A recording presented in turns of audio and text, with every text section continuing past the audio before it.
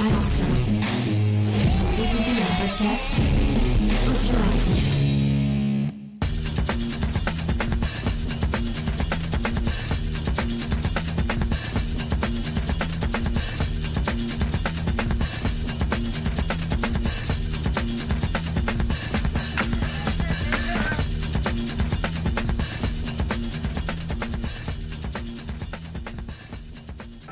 Tell everybody the pervert is back.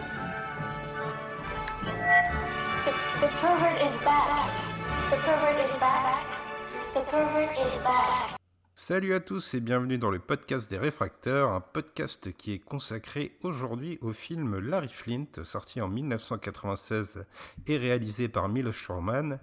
Donc, comme vous l'avez entendu dans cette petite introduction sonore issue du film, le pervers est de retour, The Pervert is back, et on va donc se pencher sur ce biopic de Milos Forman consacré à ce trublion de l'Amérique. Et pour m'accompagner, j'ai avec moi un autre trublion, mais celui-là vous le connaissez, c'est Grey Pigeon. Bonjour Grey Pigeon. Salut, j'ai eu peur que tu dises un autre pervers. Ouais, non, je ne suis qu'un trublion. Ouais. Tu n'es pas abonné à Hustler ? Certaines choses doivent rester entre nous. Alors, Greg, si on est réunis pour parler ensemble de Larry Flynt aujourd'hui, c'est parce qu'il ressort dans une édition assez croustillante du côté de Wildside. Je vous donnerai le détail des bonus en fin d'émission, mais l'objet est vraiment fourni, hein, entre des bonus vidéo et un livre, il y a de quoi faire. Et on va donc passer au crible le film, essayer de l'analyser, essayer aussi de mettre en parallèle ce que nous raconte Milos Forman, ce qu'il retient de Larry Flynt, et la vraie histoire de Larry Flynt qui est un peu plus sulfureuse que ce qu'on voit à l'écran. Eh ben écoute, ça tombe très bien que tu dis ça, parce que tu as commencé en présentant le film en disant que le film s'appelait Larry Flynt. Et ça, c'est le titre français. Mais le titre original du film, c'est The People vs. Larry Flynt. Et je pense que le titre original représente bien mieux ce qu'est le film que le simple fait de l'appeler Larry Flynt. Parce que le film n'est pas vraiment un biopic consacré à Larry Flynt, c'est un petit peu plus et un petit peu moins que ça. Larry Flynt, c'est un pornographe, et qui est devenu très célèbre aux États-Unis parce qu'il a créé, donc tu en as parlé, le magazine Hustler. Tout ça, on le voit dans le film, mais présenté assez succinctement. Le film s'intéresse surtout au fait que Larry Flynt est devenu un défenseur acharné de la liberté d'expression, ce qui l'a conduit au tribunal à maintes reprises au cours de sa vie. Ouais, effectivement, c'est presque autant un film judiciaire qu'un biopic. On aura l'occasion de revenir là-dessus dans l'analyse. Mais avant de se pencher sur le film en lui-même, peut-être que tu peux nous parler un peu de son réalisateur, l'immense Milos Forman. Ouais, alors c'est marrant que tu dises ça aussi, encore une fois. Milos Forman, il n'a pas fait tant de films que ça. D'où son nom, hein, nous le rappelle, il est tchèque. Il est né en 1932. Et il n'a pas eu une enfance très facile parce que ses deux parents sont morts dans les camps de concentration pendant la Seconde Guerre mondiale. Donc il a été élevé par ce qui restait de sa famille, et puis après il a même été carrément dans une école pour orphelins. Et c'est là qu'il va se forger une passion pour le cinéma et pour le théâtre, en l'occurrence en premier. Et il va faire des longs métrages assez rapidement. Avant 30 ans, il a déjà signé un film, ce qui va le faire connaître dans son pays assez rapidement et assez fortement. Il va avoir beaucoup de succès. Mais arrive 1968 et la répression du printemps de Prague qui vont le conduire à quitter son pays à 36 ans, pardon.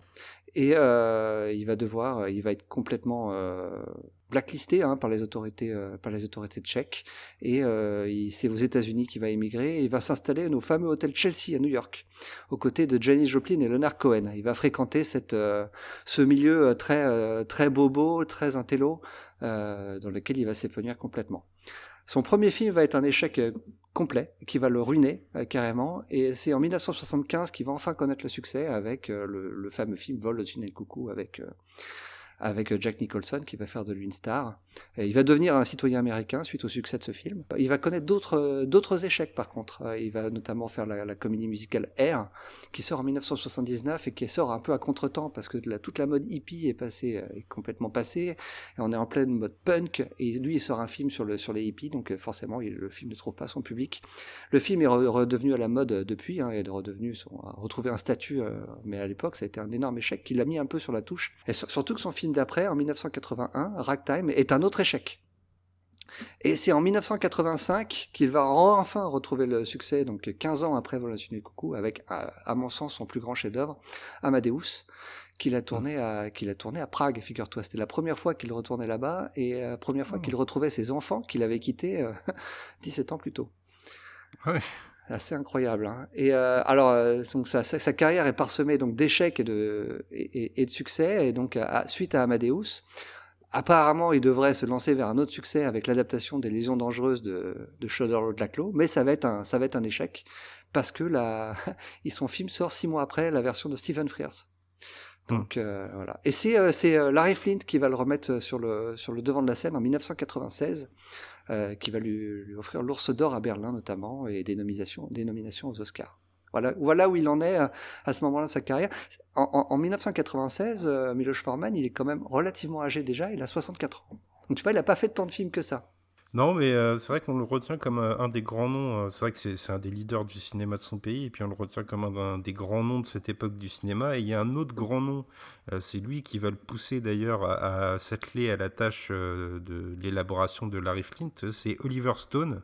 Donc Oliver Stone, on va pas se lancer dans une longue présentation, mais il faut savoir que Miloš Forman était assez réticent à évoquer la vie de Larry Flint dans un film, et c'est lorsqu'il a appris que le film était produit par Oliver Stone qu'il a décidé de lire le script qu'il avait refusé de lire jusqu'à présent, et donc de s'atteler à ce film qu'on va voir ensemble. Bah ouais, il faut Miloš Forman, le côté pornographe, ça l'intéressait pas du tout. Hein. Lui, c'est le côté défenseur des droits fondamentaux américains qui le passionnait. Et le script, alors on n'en a pas parlé des scénaristes, il est signé de Scott Alexander et Lazi Karasinski, alors excusez-moi de la prononciation, mais ce sont deux scénaristes qui travaillent ensemble encore aujourd'hui, qui avaient explosé 2 ans avant Larry Flint avec leur scénario pour Ed Wood de Tim Burton. Et se sont un petit peu spécialisés dans les biopics de personnages un petit peu en marge. Et ils en ont fait d'autres par la suite. C'est à eux qu'on doit aussi le scénario de Man on the Moon, toujours de Miloš Forman, sur la vie d'Andy Kaufman. Ils ont passé 10 ans à préparer un scénario pour un autre film de Tim Burton, c'est pour le film Big Eyes, qui est selon eux leur travail le plus ambitieux. Toujours pour le cinéma, ou presque pour le cinéma, parce que le film est sorti sur Netflix. Récemment, on a pu les retrouver au scénario du film Dolemite is My Name avec Eddie Murphy. Et alors, c'est le moment de revenir sur notre point Paul Schrader. Hein, c'est un petit peu notre leitmotiv avec les réfracteurs. On leur doit aussi la production du film et une partie du scénario du film Autofocus, qui revenait sur l'histoire assez rocambolesque de l'acteur de la série Hogan's Heroes. Oui, et si vous voulez en savoir plus sur le film, il y a mon article, c'est moi qui l'avais fait lors de notre mois Paul Schrader, consacré à Autofocus, qui était une bonne surprise de ce mois spécial. Alors on a planté le décor de ceux qui sont derrière la caméra, je te propose maintenant de passer à ceux qui sont devant la caméra, et notamment celui qui a la charge d'incarner Larry Flint, c'est Woody Harrelson. Pour incarner un cinglé, parce que Larry Flint est un vrai cinglé, il fallait un autre cinglé. Et Woody Harrelson, ça paraît comme un choix évident aujourd'hui. Ça l'était pas forcément à l'époque, parce que il faut savoir, Woody Harrelson, avant tout, au début de sa carrière, c'est un acteur de sitcom. Il a explosé dans la série Cheers, dans laquelle il avait un rôle récurrent, aux côtés de Ted Danson. Alors, par contre, Woody Harrelson, il avait déjà cassé son image quelques années auparavant avec Oliver Stone dans Tournée. Mais sinon, c'était un acteur plutôt réputé pour les comédies. Hein. Son film le plus connu à part Tournée avant Larry Flint, ça doit être Les Blancs ne savent pas sauter. Hein. Et c'est un film vraiment qui va le faire exploser. Et figure-toi que c'était pas le premier choix. Miloš Forman notamment insistait énormément pour avoir Bill Murray dans le rôle. Sauf que Bill Murray n'a jamais voulu répondre au téléphone aux nombreux coups de fil que lui a passé Forman. Je pense qu'il a joué un pornographe, ne l'attirait pas. Tom Hanks, figure-toi aussi, a été considéré pour le rôle. Et Larry Flint, le vrai Larry Flint, lui rêvait d'avoir Michael Douglas dans le rôle. Michael Douglas, je l'aurais bien imaginé. Il a ce côté double, un peu troublant qui aurait pu convenir pour incarner Larry Flint, mais Woody Harrelson est plus que parfait. Oui, puis d'ailleurs, Woody Harrelson, il va nouer une vraie sympathie, je ne sais pas si on peut le dire, mais une certaine complicité en tout cas avec Larry Flint, au point de l'emmener avec lui aux Oscars. Ouais, parce que Larry Flint était persona non grata à la cérémonie, et Woody Harrelson avait le droit de venir accompagner, et plutôt que de venir en charmante compagnie, il a décidé de venir avec Larry Flint. Ah, c'est quand même un geste sympa. Et puis, Woody Harrelson, ce n'est pas le seul Harrelson du film, puisque son frère est engagé pour jouer le frère de Larry Flint dans le film. Donc une histoire de fraternité, comme vous voyez. Ça s'est fait un peu sur le tas, en quelque sorte. En fait, Milos Forman ne trouvait pas l'acteur qui convenait pour ce rôle avant que Woody Harrelson lui dise « Mais tu sais, j'ai un frère ». Et c'est finalement lui qui s'est retrouvé à l'écran. Ouais, puis il est plutôt pas mal d'ailleurs. Moi, je l'avais jamais vu auparavant, cet acteur, mais il est plutôt convaincant dans le rôle du frère, assez effacé par rapport à la démesure de Larry Flint. Alors, dans le rôle principal féminin, on retrouve Courtney Love. Alors ça, c'était aussi un choix complètement, j'allais dire aberrant, non, abracadabrantesque, j'ose dire, parce que c'est pas vraiment une actrice, Courtney Love, elle est surtout connue pour sa carrière musicale. C'était la chanteuse du groupe Hall. Elle a été chanteuse aussi pour d'autres groupes de rock dans les années 80, notamment. Les toutes premières itérations de Faith No More, c'était elle, la chanteuse.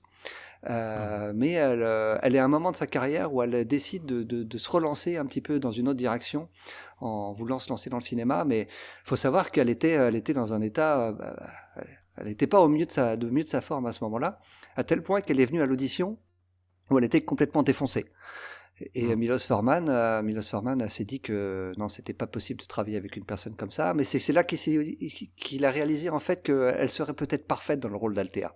Althea, donc la femme de Larry Flint, qui va tomber dans la drogue avant d'en succomber. Et il va lui donner sa chance à Courtney Love, et il va lui dire à une seule condition, c'est que tu restes clean pendant tout le tournage, et que tu devras même subir des tests de drogue pendant toute la production. Et Courtney Love s'est plié à ça. C'est même ce qui l'a apparemment aidé à devenir clean pour le reste de sa vie. Bon, elle a quelques rechutes. Courtney Love, c'est quand même c'est quelque chose. Mais bon, en tout cas, ils ont adoré travailler ensemble à tel point que Milos Forman va la réembaucher pour son film suivant, Man on the Moon. Ouais, puis il faut savoir que c'était pas forcément facile d'embaucher Courtney Love pour un film parce qu'il n'y a aucune compagnie d'assurance qui voulait assurer l'actrice. La seule qui voulait le faire demandait un prix exorbitant, et figure-toi que pour parvenir à financer donc cette assurance qui est indispensable lorsqu'on veut jouer dans un film, c'est le producteur Haussmann, mais également accompagné de Oliver Stone, de Milos Forman, de Woody Harrelson et de Courtney Love elle-même, qui ont fait une cagnotte commune pour pouvoir financer donc cette assurance et lui permettre de jouer dans le film. Donc c'est véritablement un choix qui a été fait avec une certaine bravoure en quelque sorte. Je sais qu'on en a parlé tous les deux en off, sa prestation est particulière, on va dire, qu'elle en fait parfois un petit peu beaucoup, mais disons qu'elle était tellement crédible qu'elle s'est fait arrêter plusieurs fois, à plusieurs reprises pendant le tournage, parce que les costumes qu'elle portait étaient tellement... en révélait tellement que donc elle choquait le public qui était présent, et notamment il y a une scène qui était tournée en prison où en fait elle a pas pu sortir de prison parce que les policiers ont cru que c'était une prostituée qui venait de se faire arrêter. C'est pas très flatteur pour elle. N'empêche que sur ce tournage, elle va faire la rencontre de quelqu'un qui va être très important dans sa vie. Bah oui, elle fait la rencontre d'Edward Norton, qui est tout jeune à l'époque, et ils vont être en couple pendant plus de 3 ans suite à ce tournage-là. Alors, Edward Norton, au moment évidemment, tout le monde le connaît aujourd'hui, mais au moment du tournage de Larry Flint, c'est personne. Il a un film à son actif avant Larry Flint, c'est Peur Primale, mais dans lequel il avait vraiment fait sensation. Je crois même qu'il avait gagné une nomination aux Oscars pour les seconds rôles. Et au départ, il voulait pas jouer dans Larry Flint, mais c'est quand il a appris que c'était Milos Forman qui réalisait le film, qu'il a insisté en fait pour pouvoir rejoindre le casting. C'est même plus que ça, c'est qu'il a été casté une première fois avant que Milos Forman soit attaché au projet. Sa performance lors du casting a séduit les producteurs, ils lui ont offert le rôle et il a refusé le rôle avant de savoir que c'était Milos Forman qui allait réaliser le film, et c'est à la suite de cette information qu'il a décidé de foncer pour tourner avec l'un des plus grands. Après, il a fait preuve de son professionnalisme qui est très réputé encore aujourd'hui, parfois même un petit peu trop, ça lui joue souvent des tours. Considère souvent comme quelqu'un de pénible sur les tournages, mais il a notamment insisté pour que les scènes dans lesquelles il reprenait des moments réels soient reprises in extenso, mot pour mot. Il a vraiment apporté beaucoup au personnage et il voulait faire en sorte que le tout soit le plus crédible possible. C'est intéressant cette volonté d'être le plus proche de la vérité possible, parce que son personnage, le personnage d'un avocat, il me semble que c'est un mélange de plusieurs personnages qui ont existé dans la vie réelle. Ouais, c'est ça, notamment. Donc, Larry Flint a eu plusieurs avocats dans le film. On ne voit que lui, et il porte le nom d'un des avocats de Larry Flint, mais il y a une scène dans le film dans laquelle ils se font tous les deux tirer dessus. Ce n'est pas l'avocat qui porte le nom qu'il porte dans le film qui se fait tirer dessus, c'est un autre. Donc c'est assez intéressant qu'ils aient fait ce choix-là pour le film. Je pense que c'est un choix délibéré pour rendre la dramaturgie plus simple. Oui, c'est ça, c'est ce que disaient les scénaristes dans les bonus de l'édition Wildside, c'est que, en fait, vu que Larry Flint a été mis en accusation dans plusieurs États différents, il aurait fallu un avocat différent pour chaque État. Ouais. Et pour rendre le film plus compréhensible pour le spectateur, et notamment pour le spectateur à l'international, qui n'est peut-être pas au fait de cette loi américaine, ils ont décidé d'incorporer ça dans un seul et unique personnage. Et pour la petite anecdote amusante, il faut noter que Edward Norton était presque prédestiné à ce rôle parce que son père est avocat lui-même. D'accord. Alors on va peut-être mentionner juste pour la blague un autre acteur qui joue dans le film. Alors c'est Larry Flint lui-même. Il joue le rôle d'un juge qui va condamner l'acteur, le Woody Harrelson en Larry Flint à plus de 20 ans de prison. C'est vraiment un petit caméo, mais il est plutôt convaincant dans le rôle. Hein. Oui, et il était présent sur le tournage pendant plusieurs journées, pas tout le temps. Il est aussi présent au moment de l'élaboration du scénario et les scénaristes et Milos Forman mettent en avant le fait qu'il n'a pas influé sur des événements majeurs de l'histoire. En fait, ce qui l'intéressait, c'était plutôt la véracité dans certains détails. Par exemple, à tel instant, ça s'est pas passé dans telle ville, c'était dans une autre ville. Et en fait, quand Milos Forman lui a dit « Mais tu sais, en fait, ce film, ça te dépeint comme un salaud », Larry Flint lui a répondu « Mais qu'est-ce que tu veux que je te dise ? J'en suis vraiment un. » Ce qui montre un peu le personnage. Et encore, le film est très très très édulcoré par rapport à quel point le vrai Larry Flint était un salopard. Mais on va y revenir. Hein. Alors maintenant, on va se pencher sur l'analyse du film en lui-même, sur ce Larry Flint que nous offre Milos Forman, et on a divisé un peu notre analyse en 3 parties. Tu sais que j'aime bien faire des petites parties, Greg, Ouais. ça m'aide un petit peu à poser mes réflexions.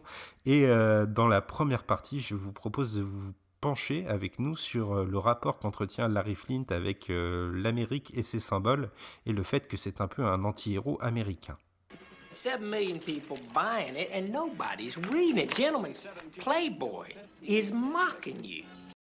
Alors le film, Larry Flint, ça commence par une transgression, une forme de péché originel qui n'est sûrement pas innocent parce que le film, on le verra par la suite dans une autre partie, Grey, il accumule les évocations bibliques assez ostensibles. Ouais, et pas très subtil, on pourra le dire. Non, c'est vrai que des fois c'est assez grossier, voyant en tout cas. Alors, on ne saura quasiment rien de l'enfance de Larry Flint. Vous pourrez en savoir plus dans les bonus de l'édition Wildside, mais dans le film, en fait, on tait une grande partie de son enfance. En fait, tout ce qu'on a, c'est une scène très courte dans la campagne américaine. Tu te rappelles l'État ? Ouais, c'est dans le Kentucky, l'État dont est originaire Larry Flint.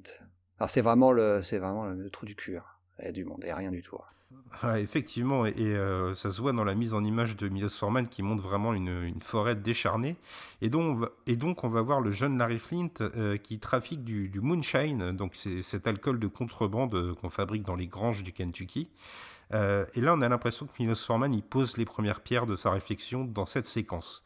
On a le premier dollar qui est gagné par Larry, et c'est un dollar qui est très ouvertement montré à l'écran, on le voit dans un plan serré, et ça c'est un symbole fort des USA, tu sais, on voit souvent dans les séries ou les films le premier dollar gagné qui est encadré dans un établissement. Ouais. Ce premier dollar pour Larry Flint, c'est le fruit d'un affranchissement de la loi, ou tout du moins de la morale qui est en vigueur. C'est aussi là, et le film le développera grandement par la suite aussi, que s'impose la première altercation entre Larry Flint et ses aînés, à travers son père qui boit de l'alcool sans le payer, évidemment. Larry, il est frondeur, il va le violenter, et c'est le premier acte de rébellion du film qui intervient dès les premières secondes. En fait, dès le départ, on voit que Larry Flint, c'est le roi de la débrouille. Ça va être censé être un c'est les motifs. Larry Flint, il se débrouille tout seul, il se fait tout seul. Et en fait, c'est vrai, hein, c'est le self-made man à l'américaine, parfait. C'est un vrai symbole, comme tu le disais, d'un anti-héros américain. Pour être un héros, mais bon, vu le personnage qu'il est, on va plutôt dire anti-héros. Hein. Oui, et ce jeu avec les symboles de l'Amérique, il va être perpétuel, il va y avoir un pervertissement de chacun de ces symboles, c'est vraiment une constante du film, qu'elle soit visuelle ou scénaristique. Rapidement, dans le strip club de Larry, le Hustler, donc là le film a fait une large ellipse d'au moins 20 ans. On n'a par exemple pas parlé du passé de militaire de Larry Flint. Ou de ses différents mariages, hein, parce que le film nous montre une histoire d'amour où il rencontre l'amour de sa vie avec le personnage d'Althea, mais il faut savoir qu'avant de rencontrer Althea, il a déjà été marié 3 fois à Larry Flint. Et ça, c'est pas montré dans le film. Non, c'est vrai que c'est quelque chose que Milos Forman a choisi de ne pas retenir. Et il nous présente Larry directement dans son club, le Hustler, qui donnera son nom au magazine. Et à l'intérieur de ce club, on va voir que justement tout ce qui a trait à l'Amérique est un peu perverti. Chaque femme qui se dénude sur la scène est rattachée à son état d'origine. On mentionne l'Ohio, on mentionne toute une pléthore d'États. De plus, dans cette scène, on voit brièvement des soldats américains, ce qui est un autre symbole fort de l'Amérique, qui profitent du spectacle. On a l'impression que Larry, c'est un peu la face cachée de l'Amérique, ce sont ses tabous, ils vont finir par exploser au grand jour, mais ça s'exprime d'abord dans le secret du club de Larry. Alors, figure-toi que ce club, c'était le club de sa mère, c'était un bar qui appartenait à sa mère, et il l'a racheté à sa mère. Et il en a fait un club un petit peu olé olé parce que, comme je te disais, c'est le roi de la débrouille. Et il s'est dit, qu'est-ce qui plaît aux gens? L'alcool et les nichons. Et on va leur donner les deux. Et il va rencontrer un grand succès avec son club, tant et si bien qu'il va en ouvrir plusieurs en fait dans la vraie vie. Tout ça, c'est pas montré dans le film encore une fois. Et c'est dans ce club, le Hustler, qui va fonder la Hustler Newsletter. Donc c'était une petite publication de 2 pages en noir et blanc qui faisait la promotion de ces différents clubs. Et sauf que ça va avoir beaucoup de succès. On est en 1972, et donc il va étendre sa newsletter, elle va atteindre 16 pages, puis 32 pages. Et c'est, figure-toi, alors là c'est encore un truc dingue, il n'y a que Larry Flint qui peut penser à ça. Il va y avoir la crise pétrolière de 1973. L'économie américaine, elle va s'effondrer, et donc les gens vont arrêter d'aller dans les clubs un peu plus chers que tient Larry Flint. Donc ses revenus vont diminuer. Et pour refinancer ses dettes, il va avoir l'idée de transformer sa newsletter dans un magazine qu'il va pouvoir distribuer de manière nationale, et il va payer les frais de démarrage en reportant le paiement de ses dettes justement via ses clubs. Donc il s'est mis clairement très en danger en lançant ce magazine, sauf que le premier numéro va être un énorme succès et il va pouvoir rembourser tout très très très vite. Ce qui va vraiment faire son succès, c'est alors 2 choses. La première chose, c'est que c'est le premier à publier des photos ouvertement très pornographiques où il montrait des vulves. C'était le premier à faire ça.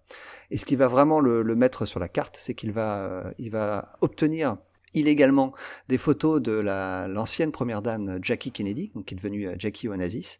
Il va les acheter pour $18 000, il va les publier comme ça en août 1975, et là ça va devenir son magazine va devenir un magazine de premier plan et va le rendre milliardaire. Oui, et puis il faut aussi noter qu'il avait une particularité avec les premiers magazines Hustler, c'est qu'il n'y avait pas de publicité, pour la simple et bonne raison qu'en fait personne ne voulait faire de la pub dans un tel torchon, ce qui était considéré comme un torchon. C'est vraiment un magazine pornographique, Hustler, on ne peut pas dire autrement. Et en fait, il va combler le manque à gagner en augmentant un tout petit peu le prix de son magazine par rapport à ses concurrents que peuvent être Playboy, même si Playboy est beaucoup plus sage. Et c'est ce qui va lui permettre donc d'asseoir le statut de hustler sur la scène des magazines olé olé, on pourrait dire. Alors si on revient dans le cadre du club au début du film, il y a un personnage qui va tout de même dénoter dans ce décor et qui va accompagner Larry Flint pendant tout le film. C'est celle qu'on a évoquée qui est jouée par Courtney Love, sa future épouse Althea. Alors Milos Forman, il offre une différenciation flagrante entre Althea et les autres stripteaseuses.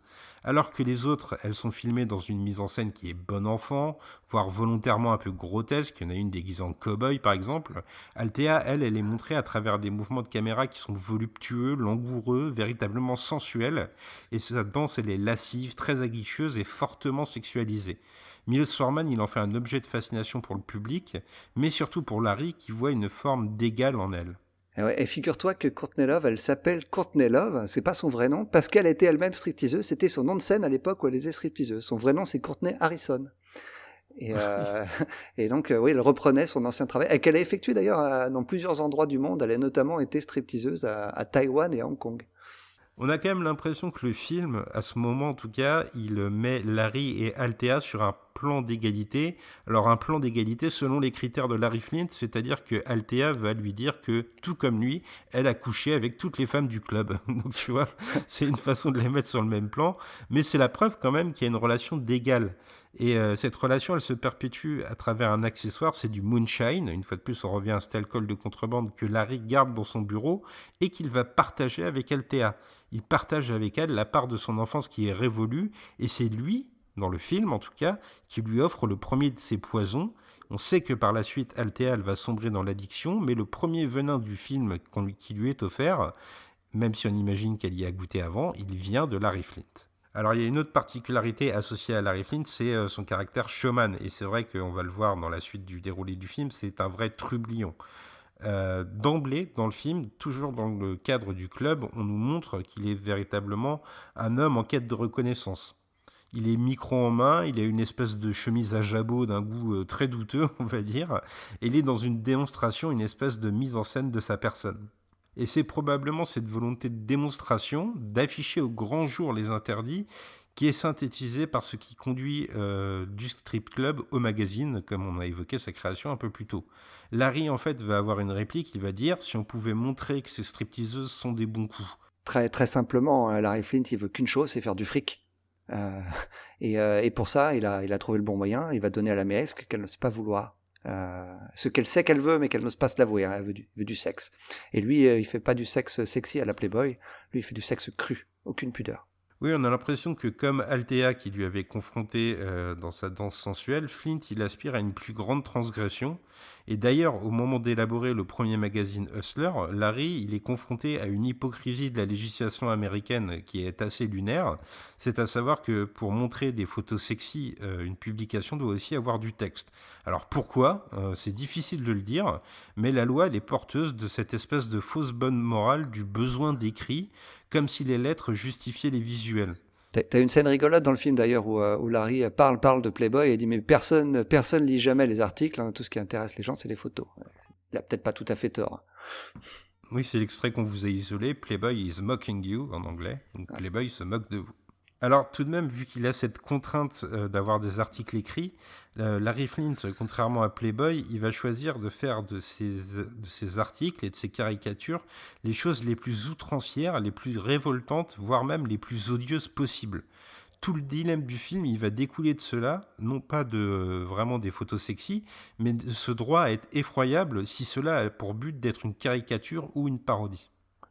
En fait, Larry Flint, quand il parlait de ça, il disait que moi, il voulait offenser chacune des personnes du monde, et il disait que si le premier amendement peut protéger un enfoiré tel que moi, eh ben il vous protégera vous, parce que moi je suis le pire des pires. Il n'a pas tout à fait tort.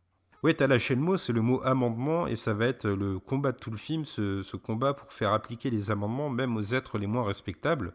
Ce droit à la moquerie, il est profondément attaché à ces amendements dans la Constitution américaine, et il semble que Milos Forman nous donne des indices pour nous indiquer qu'il les lie à Larry Flint. Ce n'est peut-être pas celle que le public puritain veut voir, mais Larry est l'incarnation d'une certaine Amérique malgré tout. Ainsi, le film va lui adjoindre des symboles très forts. Par exemple, à un moment, on a un aigle qui est confondu avec son jet privé. On a une femme qui est montrée nue, allongée sur le drapeau américain dans un poster de son appartement. Et, ostensiblement, après que Hustler est décollé, Larry se déguise en soldat de la Révolution américaine avant de défiler sur l'hymne national. Pour Milos Forman, Larry Flint, c'est une Amérique qui existe quoi qu'on en pense. Il y a une réplique dans le film d'ailleurs qui parle ouvertement de ça. Larry Flint dit « Je suis autant américain que n'importe qui d'autre. Le fait d'avoir mauvais goût ne doit pas me priver de mes droits. » Là où Milos Forman va être particulièrement ambigu, c'est qu'il va tout de même, quelques rares fois, confondre cette Amérique de la transgression avec celle qui est plus traditionnaliste. Moi, je pense à cette scène où les parents de Larry lui rendent visite dans cette fête du 4 juillet, qui est très haute en couleurs.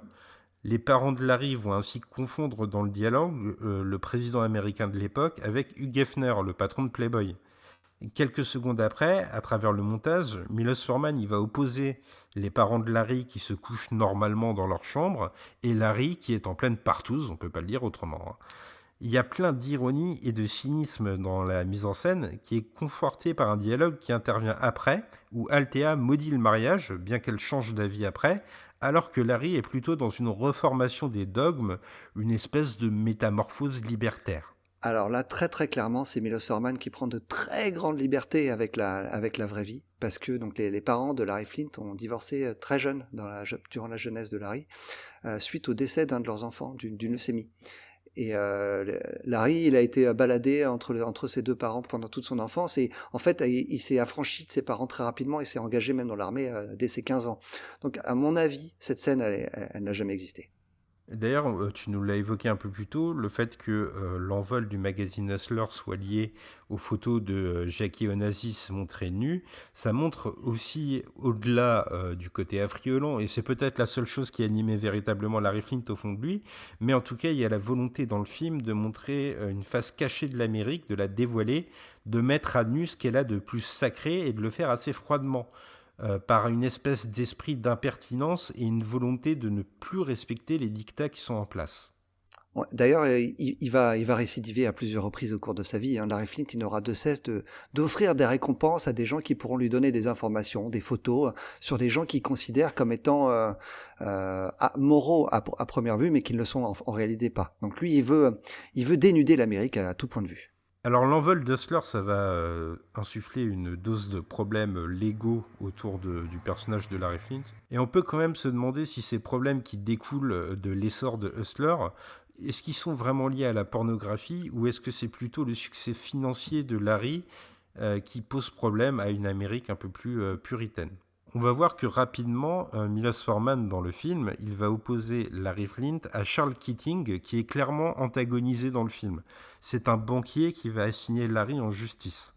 Ce personnage, il va se draper dans une espèce de fausse vertu, et on apprendra d'ailleurs qu'il est un pourri de la pire espèce un peu plus tard dans le film. De plus, Milos Forman, il nous montre l'hypocrisie de ceux qui l'entourent.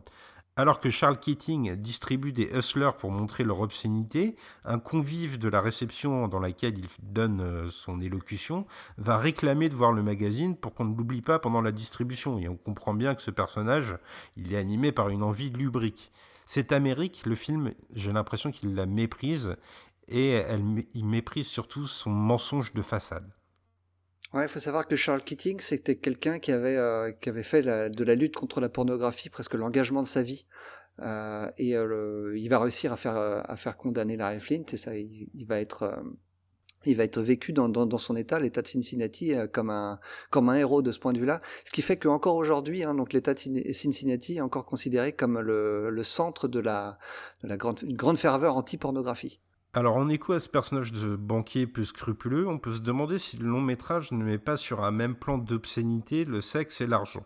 Lorsqu'il devient millionnaire, Larry observe ses comptes avec la même lentille grossissante qui lui permet d'observer les clichés osés de ses magazines. J'ai eu l'impression que là-dessus, le parallèle était assez net. Et c'est accentué aussi par une scène où Larry, sorti de prison, donne une conférence devant un public pour vanter la liberté de la presse. Le seul personnage qu'on avait vu dans une telle installation jusqu'alors, c'est-à-dire à la tribune en train de donner une conférence, c'était Charles Keating. Or, on va apprendre que l'assemblée que réunit Larry Flint est complètement fantoche.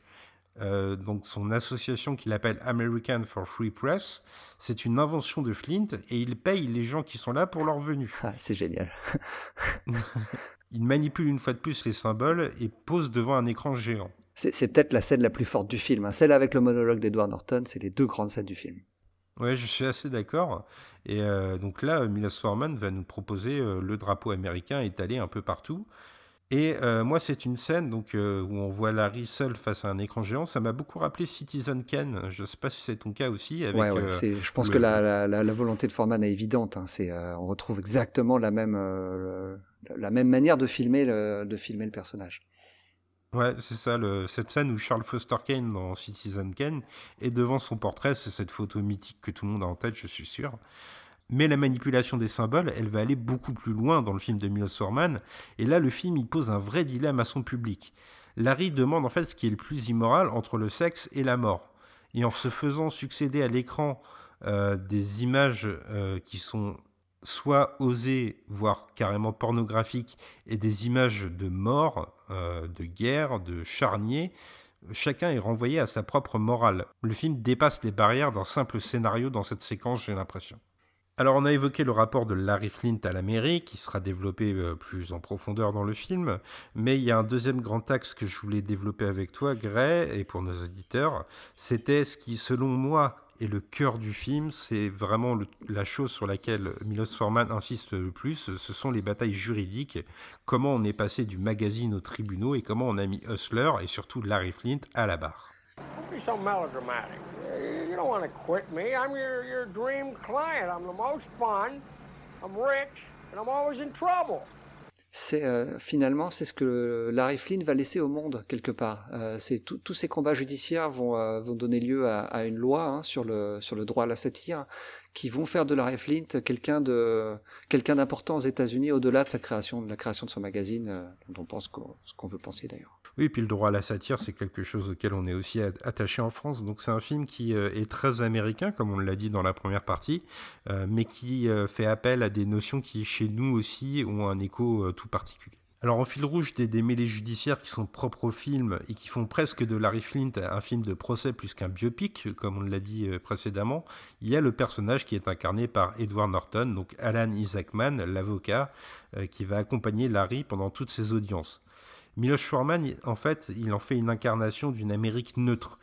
Le personnage de Alan Isaacman, il méprise Hustler et il le dit, mais il reconnaît à Larry Flint son droit inaliénable à l'impertinence. Eh ben, figure-toi que moi, j'ai reconnu dans ce personnage, en fait, Milos Forman lui-même, qui méprise carrément, au-delà de Hustler, il méprise Larry Flint, l'homme Larry Flint, mais il adorait le fait qu'il se soit battu pour ses droits, notamment le droit à pouvoir dire ce qu'il avait envie de dire. Ouais, je suis assez d'accord, c'est une belle analyse. Et puis on va aussi voir que Alan, c'est une manifestation de plusieurs idées.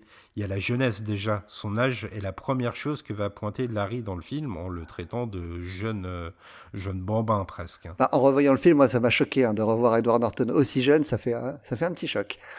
Ouais, c'est vrai, on prend tous un petit coup de vieux. Ouais, c'est ça.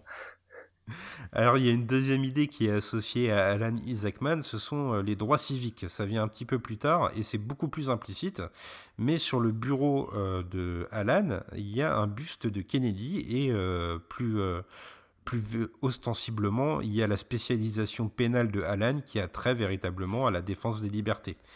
Davantage que les juges, moi c'est l'impression que j'ai eue en voyant le film, c'est l'avis de Alan sur son client et ce qu'il veut bien lui concéder comme droit qui sert de compas moral au spectateur. Les démêlés judiciaires de Hustler et de Larry Flint, avec cette Amérique bien pensante, ils sont clairement exprimés en deux temps par Milos Forman. Il y a un premier mouvement où Larry est sage devant les tribunaux, mais la justice refuse d'être impartiale devant lui. Et c'est là que c'est ironique, puisque l'un des juges, comme tu nous l'as dit plus tôt, est incarné par Larry Flint, le véritable... pornographe. Un pornographe, merci. Oui. Ainsi, dans cette première vague de procès, on interdit de verser au dossier de l'audience, pour atteinte aux bonnes mœurs, une sélection de magazines qui sont assez analogues à ce qu'est Hustler et qui comprennent par exemple Playboy. Par ailleurs, Charles Keating, ce banquier qu'on vous a présenté plus tôt, est présent dans la salle d'audience. On a l'impression que le droit à la satire est refusé à Larry, et on notera la présence certainement pas anodine d'un dessinateur de procès à ce moment du film. De plus, Larry Flint dans le film, il va avoir un argumentaire qui est assez viable finalement quand on y réfléchit. Il va nous dire textuellement « On ne refuse pas le droit de vendre de l'alcool à quelqu'un parce qu'un mineur a bu une bière ». Ben, c'est un peu pareil pour ces magazines finalement. Pourquoi on lui refuserait le droit d'être un pornographe juste parce que ça pourrait choquer un jeune public qui ne devrait pas avoir accès aux magazines. Mais la justice ne sera pas rendue. Larry n'enfreint pas la loi dans son application stricte, mais dès lors qu'on sollicite un juré populaire pour statuer, l'atteinte à la pudeur les pousse à le condamner. Je me suis demandé, moi, à ce moment-là, si, contrairement à un Sidney Lumet, par exemple, Milos Forman croyait vraiment aux vertus d'un jugement qui est rendu par des citoyens. Après tout, tu nous l'as dit un peu plus tôt, le titre original du film, c'est The People vs Larry Flint. Le jugement est une farce et on va finir par incarcérer Larry. Et effectivement, Larry, il se fait condamner par ses pairs et il faudra qu'il se tourne vers la Cour suprême pour pouvoir faire valoir ses droits, finalement. Ce qui m'a intrigué aussi, c'est la scène qui suit tout de suite cette décision de justice où Milos Forman va nous montrer que le jugement est allé à l'encontre de ce qu'on pourrait rapprocher du sentiment amoureux. dans une scène qui rappelle fortement le cinéma de Bresson, ou le cinéma de Schrader, pour faire la même référence que toi. On a Larry et Althea qui sont séparés par la paroi en plexiglas d'un parloir, et qui pourtant essayent de se toucher de la main. Bon, alors j'ai cité Bresson et Schrader, mais c'est un visuel qui a été repris dans beaucoup de films et beaucoup de séries. On a l'impression, en tout cas, que la pudeur des hommes, elle entrave l'amour et que le contact ne peut pas s'opérer. Et c'est un vrai moment de bascule dans la vie de Larry Flint à ce moment-là. Oui, parce qu'on peut se demander à ce moment du film, et donc à ce moment de la vie de Larry Flint, s'il n'a pas perdu la confiance qu'il avait envers la justice, car après ce procès, il proposerait une récompense, par exemple, pour la capture de l'assassin de JFK, de John Fitzgerald Kennedy. Comme s'il se propulsait lui-même au service d'une mission de bien public que les institutions n'ont pas, selon lui, effectuée. De plus, le choix de Kennedy, perçu comme un progressiste au moment de la lutte des droits civiques, ne semble pas vraiment innocent pour quelqu'un qui estime être lésé par le système. Alors là, c'est le moment d'apporter mon petit fun fact. Alors pour le coup, vraiment fun, vraiment étonnant. C'est que on l'a dit, les deux frères Harrelson jouent dans le film. Et bien, figure-toi que le père de Woody et Brett Harrelson est quelqu'un qui est mort en prison parce qu'il était tueur à gages. Et il a fait partie des gens qui ont été suspectés d'avoir été dans la conspiration pour tuer John Fitzgerald Kennedy. Encore aujourd'hui, il y a des gens qui pensent que le père de Woody Harrelson est responsable de la mort de JFK. Il travaillait pour la mafia et il a tué notamment un juge fédéral. C'est pas un petit tueur. Hein. Il avait tué plusieurs personnes. Ah oui. Un drôle d'ascendance pour les Harrelson. Ouais. Alors pour revenir au film, et même si on peut penser que Larry Flint a perdu une espèce de candeur qu'il avait envers la justice, il reste très sage au cours de son deuxième procès. Il est cohérent, il est posé, et ici Foreman va signifier au spectateur le danger qu'encourt Flint en se montrant trop avide de liberté. Grâce au montage, les mots de Larry, totalement recevables dans sa démonstration de l'application de la liberté d'expression, sont mélangés à celle d'un tueur qui assemble son arme avant de faire feu sur Larry et Alan à la sortie de l'audience. En s'opposant à la bien-pensance, Flint se confronte avec ce que l'Amérique puribonde a de plus odieux, sa violence endémique et sa proportion à la violence froide. Plus tard, on exposera les multiples personnes qui auraient pu faire feu sur Flint dans un dialogue, en accumulant les suspects potentiels qui sont gênés par la simple aspiration de liberté de Larry Flint. Alors, il y a eu beaucoup de gens qui se sont appropriés ces tentatives d'assassinat, qui l'ont revendiqué, notamment un mouvement féministe qui reprochait à Larry Flint d'être un pornographe et d'exploiter les femmes. Et alors finalement, la personne qui aurait tué sur Larry Flint et son avocat, ce serait un certain Joseph Franklin, qui aurait avoué ces tentatives d'assassinat. Alors lui, c'était un tueur en série, mais qui était très proche des mouvements d'ultra-droite et qui reprochait à Larry Flint notamment d'avoir publié dans un numéro d'Hustler des photographies représentant des gens de différentes couleurs. Voilà. Donc ça, il n'a pas supporté ça, donc il a considéré qu'il fallait se débarrasser de Larry Flint. Il faut savoir que Larry Flint, pendant toute sa vie, a subi de nombreuses menaces d'assassinat. Ce qui est intéressant de noter, c'est que ce tueur, dans la réalité, on ne le verra pas dans le film, parce que je crois que ça n'était pas encore arrivé à ce moment-là du tournage, quand le film a été tourné plutôt. C'est ça. Le tueur a fini par être arrêté et condamné à mort, et Larry Flint s'est opposé jusqu'au dernier moment à son exécution, puisque de toute façon il n'est pas pour la peine de mort. Donc on voit que c'est quand même un homme qui, même s'il a souffert les pires atrocités, est fidèle à ses convictions. Après, on peut reprocher beaucoup de choses à Larry Flint, mais à beaucoup de points de vue, il est très très progressiste. Alors lui, il s'en cachait pas. D'ailleurs, il le disait. Il était pour les relations homosexuelles. Il était pour toutes les libertés, quelles qu'elles soient, en fait. Alors, à la suite de ce drame, de cette tentative d'assassinat à la sortie du procès, et après plusieurs années, parce que le film va faire une large ellipse, Larry Flint va se lancer dans une croisade ouverte contre les institutions. Puisqu'elles ont permis qu'il soit handicapé, puisqu'il se retrouve complètement paralysé en dessous de la ceinture, alors sa colère va s'abattre sur ces institutions. Il devient une espèce de dynamiteur de l'Amérique, alors qu'il pouvait être vu comme une icône américaine avant. Une icône pornographe, comme on l'a dit, mais une icône tout de même. Avec l'affaire de la vidéo DeLorean, qui met à mal le pouvoir américain, il fait basculer le film. Le caractère pornographique de Hustler n'est plus du tout ce qui provoque les procès, mais c'est bien le texte du magazine qui sont profondément provocateurs, qui vont semer la colère du pouvoir américain. En l'occurrence, il s'en prend directement au FBI, qui a voulu faire tomber donc ce monsieur DeLorean, donc le fameux créateur de la voiture qu'on voit dans Retour vers le futur. Et Larry Flint va apporter la preuve comme quoi c'est le FBI qui s'est mal conduit avec ce monsieur DeLorean. Donc effectivement, il se met à dos les plus grandes...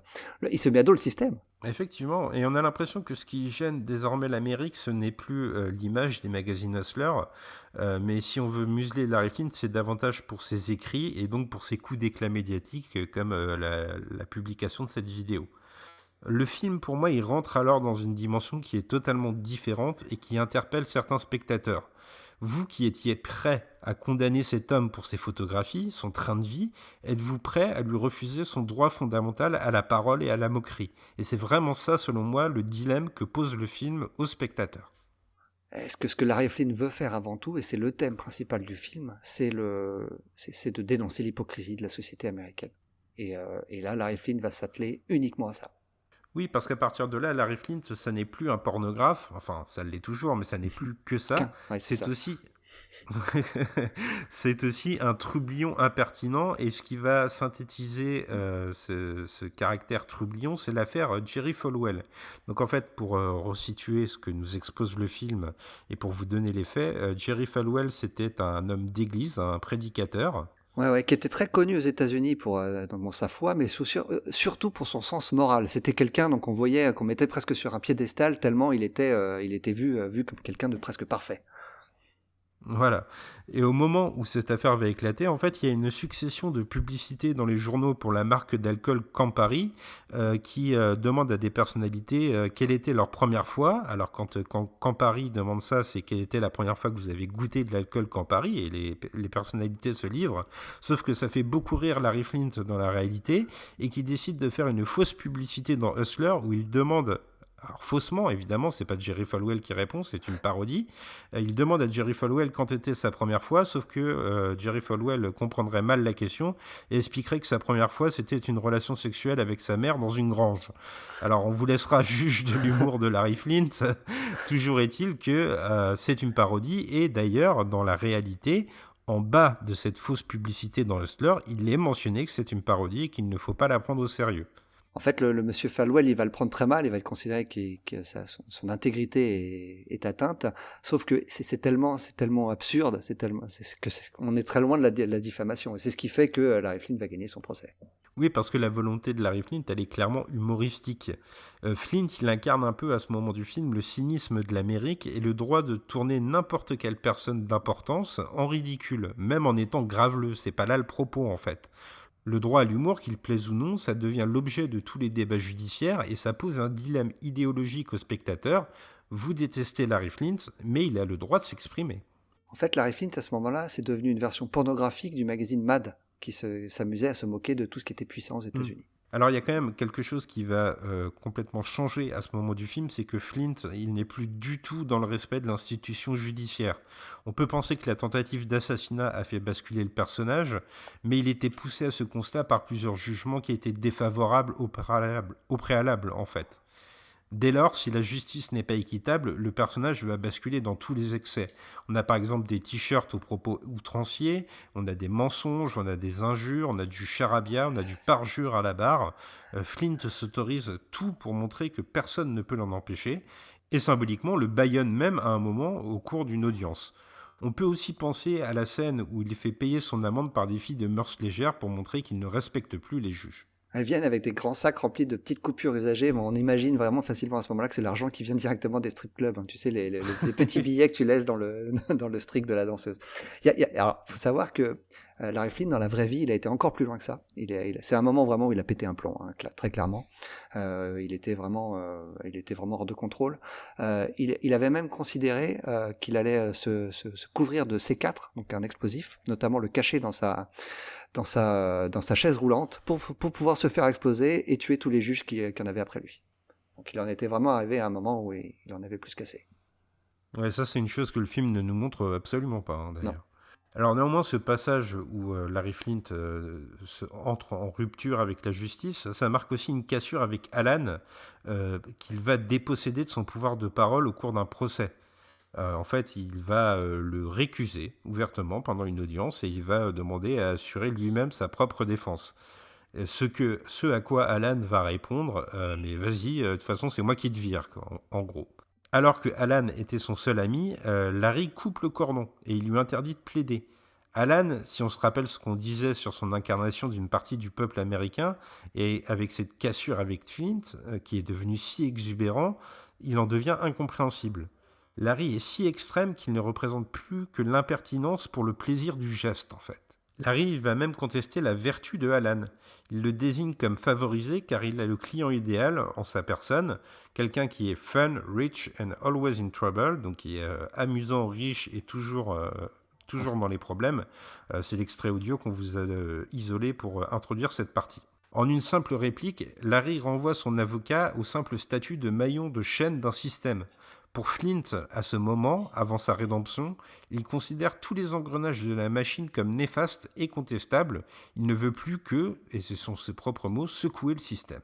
Et c'est à ce moment que Alan va quitter la neutralité qu'il avait adoptée jusqu'ici, avançant le plus souvent les lois pour désormais dénoncer la duplicité des hommes qui accusent Flint. Au cours de ce procès Folwell, il se montre vraiment vindicatif envers l'homme d'église et il le piège dans son interrogatoire. Alan était plutôt neutre jusqu'à présent et il commence à prendre plus ou moins le parti de Larry Flint, on a l'impression. L'Amérique neutre donc ne l'est plus, elle a compris que Flint était victimisé par le système, selon le déroulé du film, et qu'il est accusé à tort de tous les maux. On peut tout de même noter qu'au cours du procès Folwell qu'on voit dans le film, Flint n'aura qu'une réplique sensée au milieu d'un interrogatoire qui est complètement lunaire où on se met même à parler en français. Il va dire « Freedom of speech is absolute », la liberté de parole est absolue. Et selon le propos de Milos Forman, dans son long métrage, rien d'autre ne compte. La liberté d'expression est inaliénable, qu'on soit un évangéliste comme Folwell ou juste un clown comme Larry Flint. Tous les si et tous les mais qu'on est susceptible de rajouter vont à l'encontre des libertés fondamentales et mènent insidieusement vers des dérives totalitaires. L'interrogatoire de Flint a beau être lunaire, ces simples mots suffisent à lui donner raison. Après autant de bouffonneries et après un événement tragique qu'on détaillera après, Larry Flint comparaît devant le grand jury dans le procès Folwell. C'est le bout du chemin pour lui et c'est là que, selon Milos Forman, Flint laisse son empreinte sur l'histoire avec un grand H. Larry ne fait plus le clown, il ne parle même pas et laisse Alan s'exprimer pour lui pour exposer le but de son combat. Le droit à la parole est inaliénable, comme on l'a dit plusieurs fois, et celui à la caricature l'est aussi. Ironiquement, en se parodiant lui-même dans les procès précédents, Flint est devenu légitime pour défendre cette cause. Milos Forman filme le grand jury avec une ampleur intense, il y a des contre-plongées, il y a des plans iconiques sur ces sages de l'Amérique, et il y a des retours réguliers sur les membres de ce grand jury, pendant la démonstration de Alan. Le film réussit son emballement juridique final. En évoquant une caricature datant de l'ère des pères fondateurs, Alan affirme que le droit à la satire existe depuis toujours et que l'appréciation du trublion ne rentre pas en ligne de compte. Seul le droit de dire n'importe quoi, si c'est à but humoristique et non diffamatoire, compte. Symboliquement, Larry n'est pas là lorsque la décision du grand jury va tomber à la fin du film. Son combat est fini, il est mené, il peut se tourner vers soi et vers sa propre douleur, enfin libéré du poids de son combat. Eh bien, mon cher Spike, je te propose qu'on enchaîne avec la troisième et dernière partie que nous avons pu déterminer en analysant ce film. C'est la partie concernant la religion. Et non des moindres, parce que c'est le film regorge de symboles. Ladies, gentlemen, the reign of Christian terror at this magazine is now over. We're smut peddlers again. We're going back to our roots. We are porn again. Oui, Gray, et à nouveau, on peut se tourner vers les premières secondes du film pour amorcer cette réflexion autour de tous les symboles religieux, et il y en a beaucoup, et ils sont parfois très très très visibles, qui ponctuent Larry Flint. Donc Larry Flint, c'est quand même un film qui est globalement très urbain, presque exclusivement même, sauf dans ses premières images, celles dont on vous avait parlé dans la campagne du Kentucky. Ici seulement, le héros est montré jeune dans une forêt, comme je disais tout à l'heure, décharnée. Alors, il est permis de demander, j'extrapole peut-être un peu, mais si Milos Forman, alors qu'il multiplie les évocations bibliques dans son film, ne commence pas son œuvre par un symbole de la Genèse, mais inversé. Le jardin d'Éden est luxuriant dans la Bible, celui de Larry Flint est sombre, crépusculaire, austère et menaçant. De plus, sa vente d'alcool, dans sa composante de marchandage de l'immoral, si je puis dire, peut être vue comme son péché original, davantage que le sexe qui viendra ensuite. Sa première transgression est ce qui le condamne à vivre parmi les hommes et à en être un symbole et même un martyr ensuite. C'est marrant que tu le vois comme ça, parce que moi je le vois un peu autrement cette scène-là. Moi je considère au contraire que plus qu'un péché, c'est ce qui va faire de Larry Flint l'homme qui va devenir, c'est-à-dire l'homme dont on parlait auparavant, un homme prêt à tout pour se faire du pognon. Alors évidemment, toi tu le vois comme un péché, mais d'un point de vue américain et d'un point de vue d'un personnage comme Larry Flint, c'est même plutôt une qualité en fait. Ah, t'as raison, c'est vrai que c'est une scène qui dénote un peu dans le film. Hein. Je trouve vraiment, on ne voit pas du tout Larry Flint enfant et elle est vraiment en dehors du récit presque. C'est au deuxième visionnage du film qu'on se rend compte que cette scène, elle est complètement anachronique par rapport au reste du film. Se demander même pourquoi, je suis pas vraiment sûr de pourquoi Milos Forman a vraiment voulu qu'elle soit là, mis à part le fait, donc ouais, comme tu l'expliquais au tout début, ce fameux premier dollar gagné et en plus de manière illégale. Alors, pour aller plus loin dans les thématiques religieuses qui vont être attachées au film, alors déjà, vous pouvez vous référer, vous la voyez sans doute en miniature du podcast, et vous connaissez probablement cette affiche. Il y a donc cette affiche de Larry Flint où Woody Harrelson a les bras en croix sur le string d'une jeune fille. C'est une affiche qui a fait le tour du monde, je crois. Hein. Tour du monde ou presque, figure-toi qu'elle a été interdite dans ma ville natale, elle est interdite à Versailles, en France. Surprise. Comme quoi. Ouais. Ah oui, la censure peut frapper partout, on est à l'abri nulle part. Alors il y a quand même une image que je trouve assez ostensible dans l'assimilation qu'on va faire de Larry Flint et de Jésus-Christ, c'est la volonté de toujours l'entourer d'environ une dizaine de ses administrés. À l'image, il y en a toujours à peu près une dizaine. Constamment, il y a cette masse, une masse qui par ailleurs a la mission de consigner ses excentricités dans un livre. Ici le magazine Hustler. Forman est cynique, bien sûr, il est grinçant même, mais on ne peut pas s'empêcher de penser à Jésus et aux apôtres qui ont rédigé les évangiles. Alors forcément, faire un rapprochement entre Hustler et la Bible, c'est politiquement incorrect, j'en ai conscience, mais le film parle d'un personnage qui est l'incarnation du politiquement incorrect. Et ces rapprochements entre Larry Flint et Jésus-Christ, ils sont légion pendant tout le film. On a Althea, qui semble parfois très proche d'une espèce de Marie-Madeleine, qui au lieu de tenter le Messie par ses attraits charnels, même si Larry y succombe bien sûr, elle le tente avec la drogue, dont se détourne le personnage principal. Alors là, si je peux faire une petite aparté, figure-toi que dans la vraie vie, Larry Flint ne s'est jamais vraiment détourné de la drogue. Hein. Ça, c'est encore Milos Forman en fait utilise ce stratagème pour le rendre plus sympathique à ce moment-là de l'intrigue, mais c'est faux. Hein. Et il continue à prendre ses cachets ni vu ni connu. Hein. Et c'est marrant parce que cette rectification scénaristique par rapport à la vraie vie, ça accentue un peu cette image qu'on a du second avènement, quoi, en fait, hein, de sa renaissance. Ouais, c'est ça. Je pense que Milos Forman, il faisait passer le message avant la réalité, hein, clairement. Je pense aussi, ouais. Alors, au rayon des évocations religieuses, on peut aussi penser aux parents de Larry et à la façon dont Milos Forman met plus en avant la mère que le père dans le film, même si ça répond aussi à ce qui se passait dans la réalité. Toujours est-il que visuellement, comme s'il évoquait Marie, la Vierge, il la met en avant dans les plans et c'est elle qui apparaît plus en avant que le père. Enfin, un dernier personnage qu'on peut rapprocher de la Bible, d'après moi aussi, c'est le banquier dont on a parlé plus précédemment, Charles Keating, qui est derrière plusieurs procès, et la thématique du procès, c'est quelque chose qui est aussi attaché à la Bible, donc c'est assez facile de voir dans Charles Keating une espèce de Ponce Pilate. En fait, Larry Flint, il joue véritablement de ces parallèles ouvertement.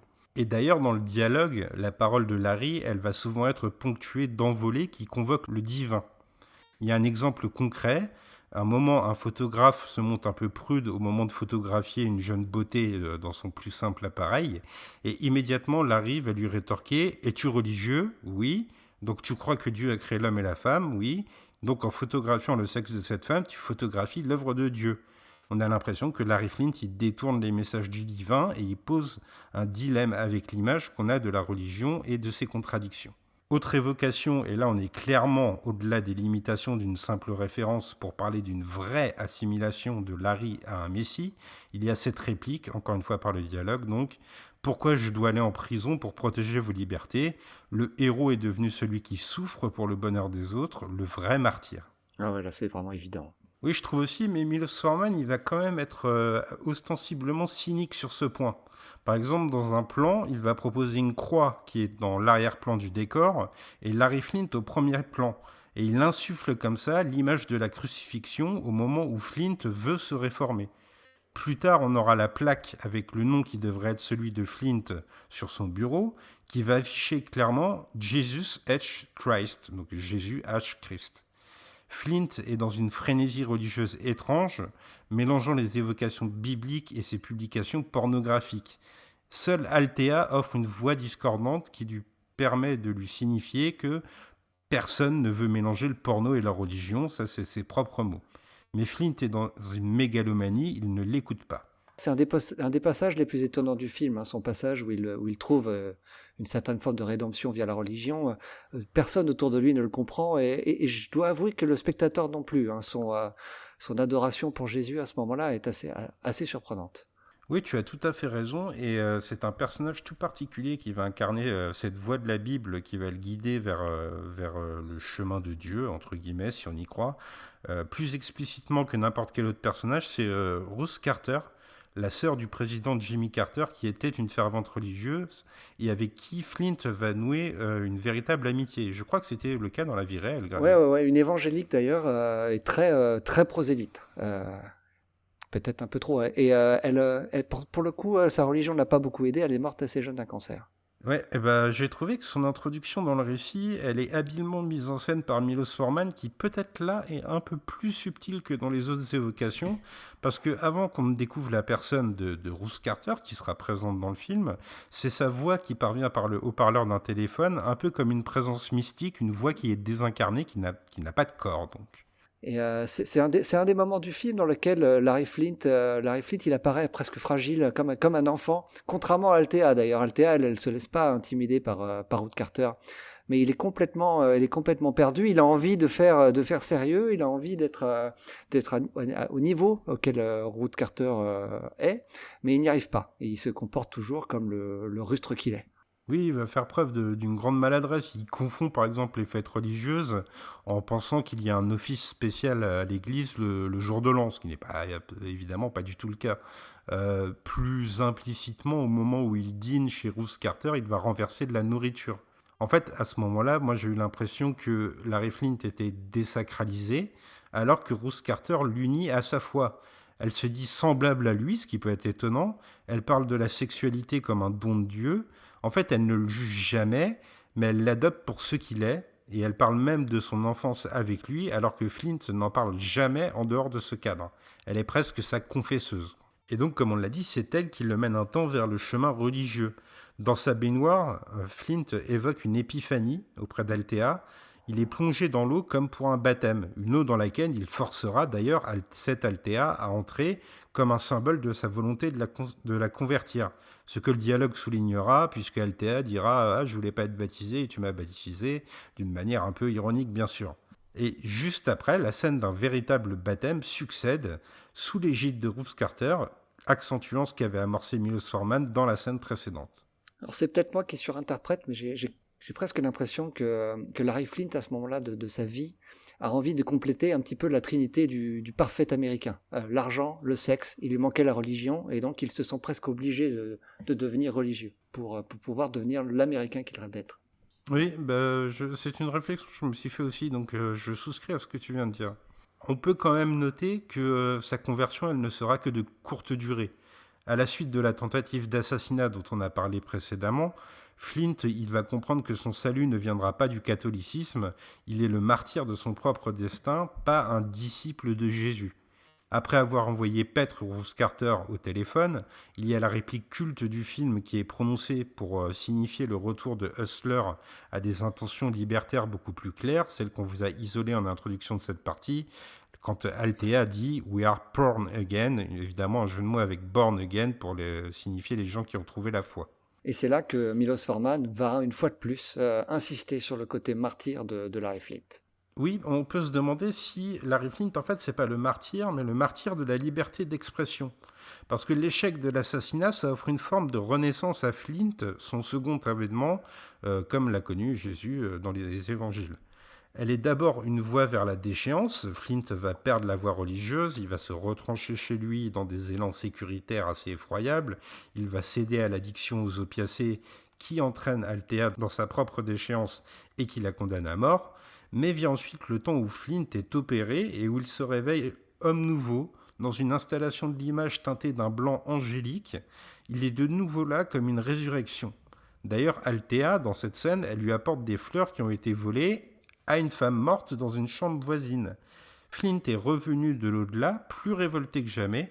Malheureusement, Althea est, elle, condamnée à l'addiction, dans un élan tragique qui va la mener vers son destin funeste. Alors Althea, en incarnant la tentation de la drogue à ce moment du film, elle jette des cachets au visage de Larry, elle accentue l'assimilation que je faisais un peu plus tôt du personnage à Marie-Madeleine. Flynt est rendu paraplégique et impuissant, mais elle continue sa dérive, la tentation des opiacés en fait. Selon moi, Larry Flynt, à ce moment-là, il perd pied totalement mentalement vis-à-vis d'Althea et il l'abandonne à son destin. Je le trouve vraiment rude avec elle, vraiment, j'allais dire immonde. Mais toute la déchéance de Althea, je pense que Larry Flynt en est responsable. C'est vrai que dans une certaine mesure, on peut se le demander parce qu'il y a une vraie césure qui s'opère entre eux.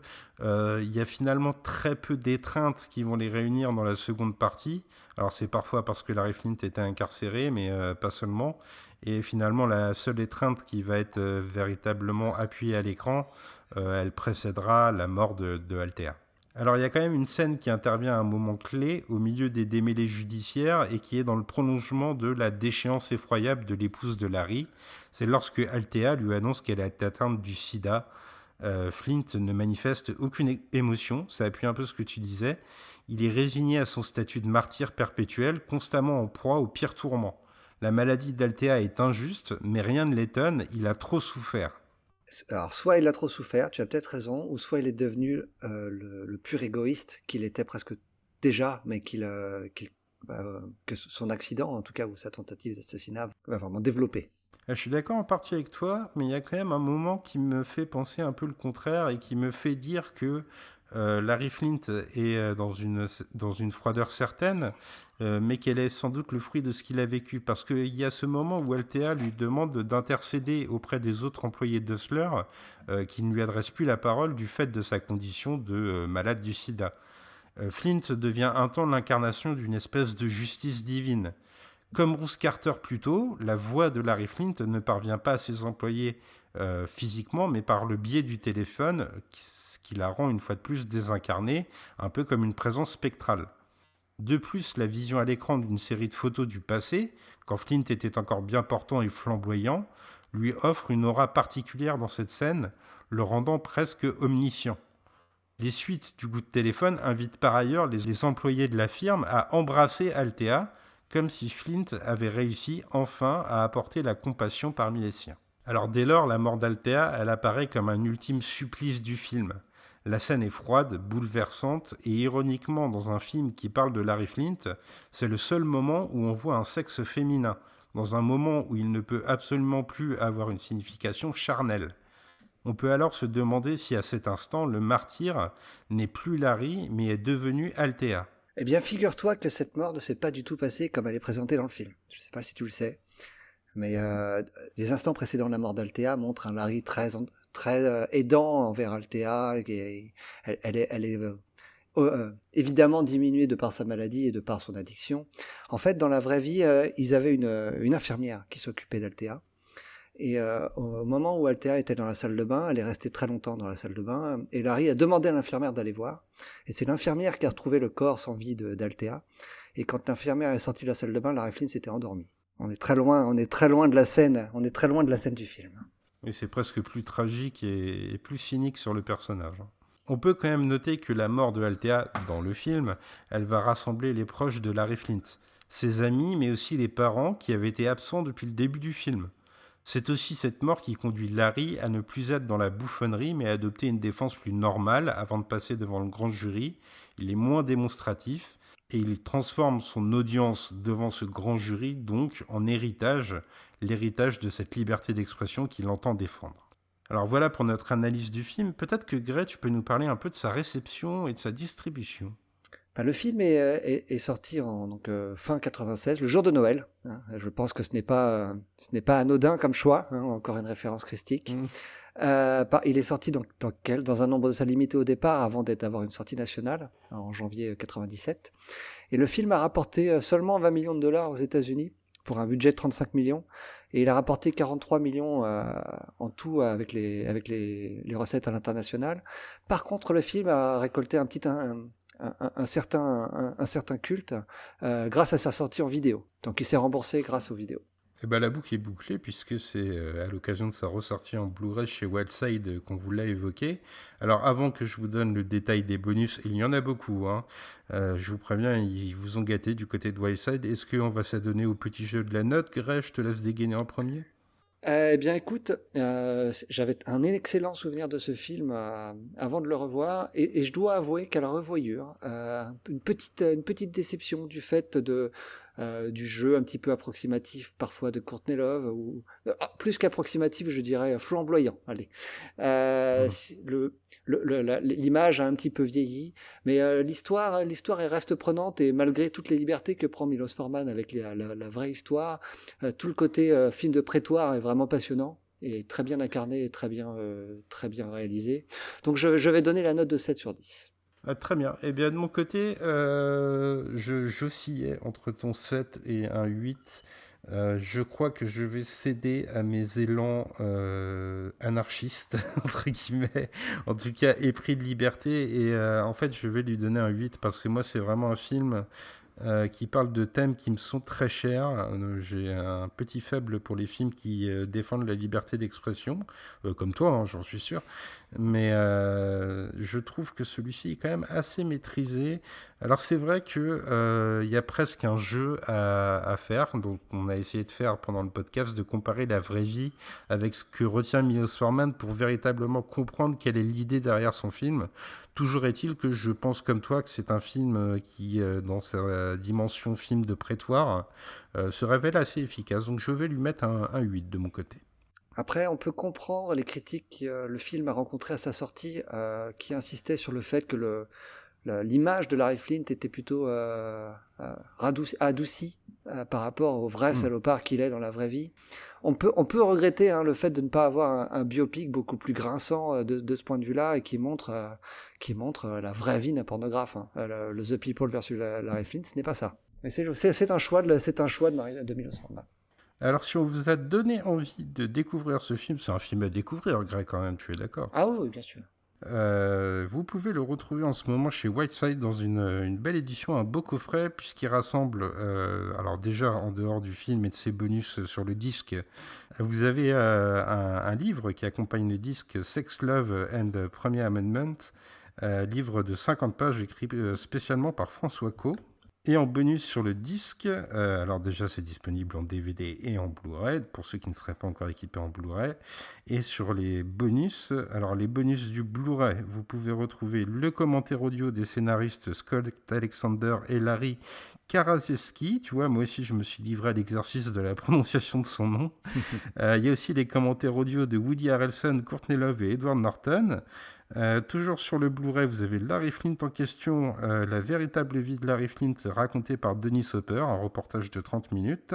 Le Blu-ray aussi, vous avez un entretien avec Milos Forman qui s'intitule Un dissident américain qui dure 19 minutes. Toujours sur le Blu-ray, un entretien avec le directeur de la photo français, Philippe Rousselot, qui a officié sur le film. Donc ça s'intitule À la lumière de l'évidence. Il y en a pour une belle demi-heure aussi. Et en ce qui concerne les bonus présents sur le DVD, vous avez un making-of, liberté d'expression ou pornographie, 30 minutes de making-of, 2 scènes coupées, une scène, on a évoqué ce passage de la vie, le fait où Larry Flint concourt à la primaire républicaine, donc tu vois, ça a été envisagé dans le film avant d'être retiré, et une deuxième scène dans sa maison du Kentucky. Et enfin, il y a une petite featurette de 1 minute à peu près avec le vrai Larry Flint sur le tournage du film. Eh bien, mon cher Spike, il n'est de bonne compagnie qui ne se quitte. Mais avant cela, où est-ce qu'on peut nous retrouver ? Eh bien écoute, on peut nous retrouver déjà sur notre site, lesrefracteurs.fr, parce que vous nous suivez peut-être en podcast et vous ne le savez pas encore, mais on le dit assez souvent, c'est aussi un site de passionnés qui aiment l'écrit. Donc vous pouvez retrouver nos articles sur le cinéma ou sur la littérature. On essaie d'étendre un peu notre offre en ce moment sur lesrefracteurs.fr. Vous pouvez nous retrouver donc sur les applications de podcast, c'est peut-être comme ça que vous nous écoutez, ou sur YouTube, c'est aussi peut-être comme ça que vous nous écoutez. Vous pouvez nous retrouver sur Twitter, @lesrefracteurs, sur Facebook, la page des réfracteurs, et sur ton réseau social préféré, je te laisse le dire. Le Discord des réfracteurs, où vous êtes tous les bienvenus pour venir discuter cinéma avec nous tous les jours. J'essaie d'animer ça et il y a de belles rencontres à y faire. On vous remercie de nous avoir écoutés. N'hésitez pas à partager le podcast autour de vous si le travail effectué vous a fait plaisir. Et on vous souhaite, qu'est-ce qu'on peut vous souhaiter ? Un bon film, puisqu'on vous recommande de le regarder, ce Larry Flint. Donc un bon film à tous. Et très bonne idée, mon cher Spike, un bon film. Voilà. On se fait une accolade bien virile. Et bien voilà, franche accolade, mon cher Gray.